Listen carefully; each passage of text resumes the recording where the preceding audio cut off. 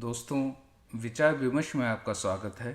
आज हम विश्व में चल रहे दो देशों के मध्य युद्ध के ऊपर अपने विचार रखेंगे और उस पर आप विमर्श कर सकते हैं कमेंट्स बॉक्स में अपने विचार लिखकर।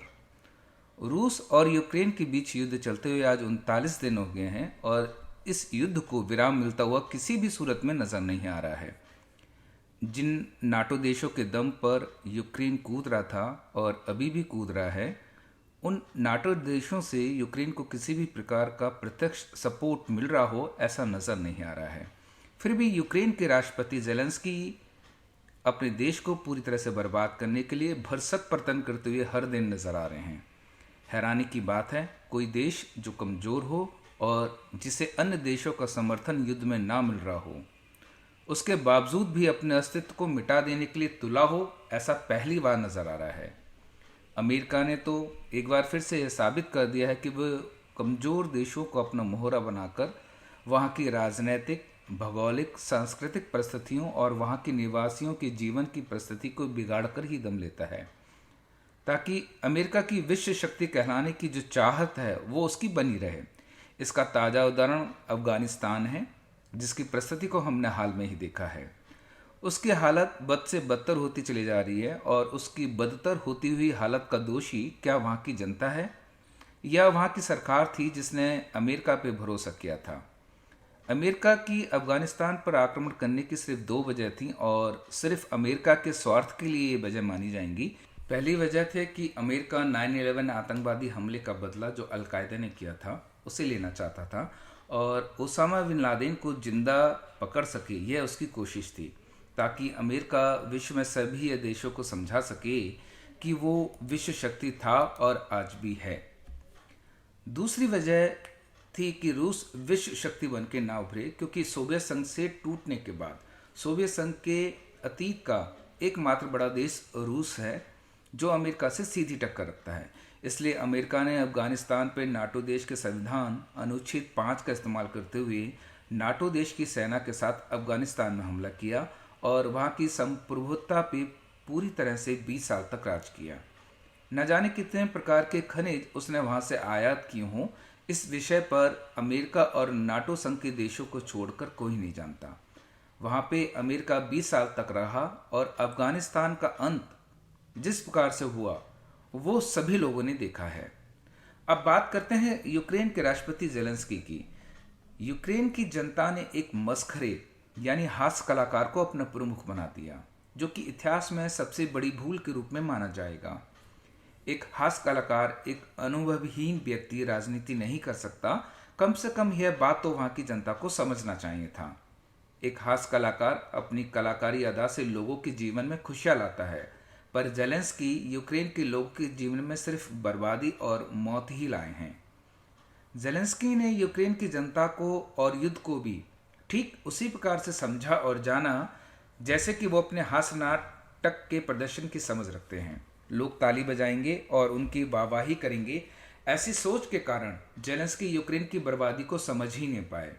जब रूस चेतावनी दे रहा था और युद्ध शुरू भी हो गया था, पहला बम गिरने के बाद भी यह हास्य कलाकार देश को एक हास्य मंच समझता रहा और आज भी समझ रहा है, जबकि अब यूक्रेन पूरी तरह से बर्बाद हो चुका है। नाटो देश और अमेरिका का दोहरा चरित्र यूक्रेन को दिख चुका है। कोई भी यूरोपियन देश यूक्रेन के साथ नहीं है, उसके बावजूद यह हास्य कलाकार जेलेंस्की अपनी मूर्खता के कारण देश को पूरी तरह से खत्म करने के लिए तत्पर हैं और संघर्षरत हैं। जेलेंस्की को यह समझना होगा कि यूक्रेन उनके लिए हास्य मंच नहीं है। यूक्रेन उनके लिए वो पियानो नहीं है जिसे वो बजा रहे हैं। राष्ट्रपति बनने से पहले एक हास्य मंच पर उन्होंने अपने पुरुष जननांग से 5 मिनट तक पियानो बजाकर यूक्रेन की जनता को हंसाया था और आज अपनी मूर्खता से यूक्रेन की जनता को रुला रहे हैं। दुनिया के लोग यूक्रेन की बर्बादी के लिए रूस को दोषी मान रहे हैं, पर विचार विमर्श के इस एपिसोड में मेरा यह मानना है, कोई भी देशभक्त जो अपने देश से प्रेम करता होगा वो अपने देश की सीमाओं को हमेशा सुरक्षित रखने का काम निरंतर करेगा, जो रूस के राष्ट्रपति व्लादिमीर पुतिन भी कर रहे हैं। रूस के लिए यूक्रेन ठीक वैसा ही है जैसा कि भारत के लिए पाकिस्तान। पाकिस्तान भी मोहनदास करमचंद गांधी के कारण भारत से अलग होकर बना और यूक्रेन भी सोवियत संघ के टूटने से अलग होकर बना। दोनों ही देश प्रेमियों के लिए यह दुख का सबब है। पाकिस्तान के संबंध जब अमेरिका से अच्छे थे तब भी वो भारत को हमेशा दुख देता था, और अब जब चीन से अच्छे हैं तो उसने पूरी तरह से भारत की सीमाओं को खतरे में डाल दिया है, क्योंकि पाकिस्तान ने चीन के दबाव में आकर और भारत को हराने की जिद से चीन के साथ दोस्ती की, और अब जब चीन ने उसे मोहरा बनाकर पाकिस्तान के कब्जाए हुए कश्मीर में अपनी सड़क और सेना का जमावड़ा खड़ा कर दिया है, तो भारत लाचार हो गया है कि वो अपनी सीमा की सुरक्षा आखिर कैसे करे, क्योंकि भारत के बाएं और दाएं दोनों ही तरफ दुश्मन हैं। पाकिस्तान गुलाम कश्मीर से होकर गुजरने वाले 46 अरब डॉलर के चीन पाकिस्तानी आर्थिक कॉरिडोर की पाक चीन द्वारा शुरुआत कर दी गई है।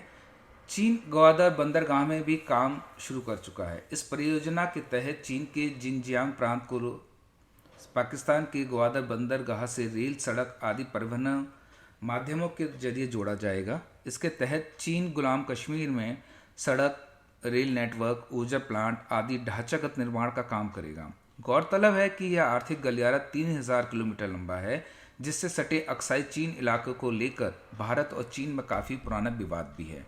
इसलिए रूस के राष्ट्रपति पुतिन जो भी कर रहे हैं वो अपने देश की सीमा को बचाए रखने के लिए ठीक कर रहे हैं। उनका यह प्रयास सराहनीय है। बात तब से शुरू हुई है जब सोवियत यूनियन का विखंडन हुआ, और उस समय अमेरिका चाहता था कि यूक्रेन भी नाटो का हिस्सा बने, ताकि एक तरीके से यूक्रेन अमेरिका के वश में आ जाए, और अमेरिका यूक्रेन की धरती को लॉन्च पैड बनाकर रशिया के अंदर डर का माहौल बनाना चाहती थी। लेकिन रशिया इस बात से भली भांति परिचित था, और इसलिए वह नहीं चाहता था कि यूक्रेन कभी भी नाटो का हिस्सा बने। रशिया का इरादा आज भी यूक्रेन पर कब्जा करना नहीं है, बल्कि वहां की सरकार को बलपूर्वक उखाड़ फेंकना है। नाटो की स्थापना सोवियत यूनियन के विखंडन के लिए ही की गई थी, लेकिन आज के समय यूक्रेन में जो सरकार है वह नाटो के साथ में जुड़ना चाहती है, और रशिया के राष्ट्रपति व्लादिमीर पुतिन नहीं चाहते क्योंकि यूक्रेन नाटो के साथ में जुड़े।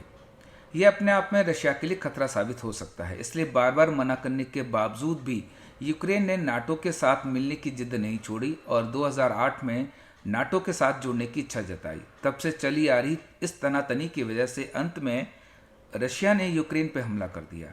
इस हमले का मुख्य उद्देश्य एक तरीके से चुनी हुई यूक्रेन की सरकार को हटाकर रशिया की तरफ झुकी सरकार को सत्ता में लाना है, ताकि यूक्रेन कभी भी नाटो का हिस्सा ना बन पाए।